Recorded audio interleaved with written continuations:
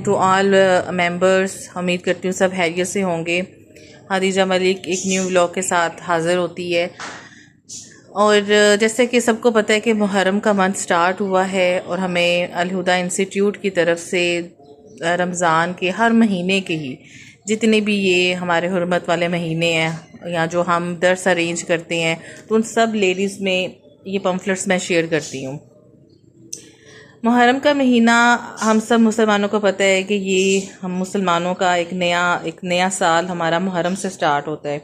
इसमें करने वाले काम क्या हैं कि अल्लाह ताला के साथ अपने तल्लुक़ को मज़बूत करना है, इबादत को शौक़ और रग़बत से अदा करने की कोशिश करनी है, वालिदैन की खिदमत और रिश्तेदारों के हक़ूक़ की अदायगी में हम सबको बेहतरी लानी है। ठीक है, अहले खाना बच्चों की तरबियत की तरफ तवज्जो देना है, नफ़ामंद इल्म हासिल करने और ज़ाती इस्लाह की मनसूबाबंदी करनी है।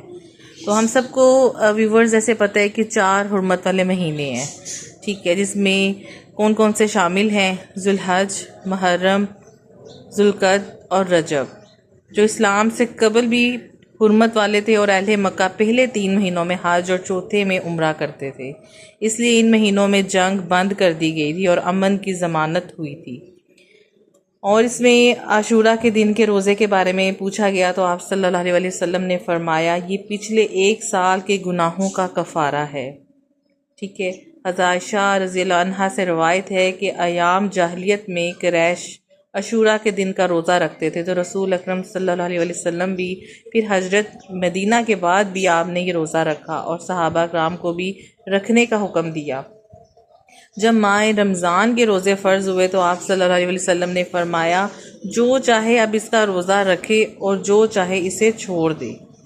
ठीक है, मतलब कि इतना इसकी इतनी फजीलत जो है वो बयान की गई है।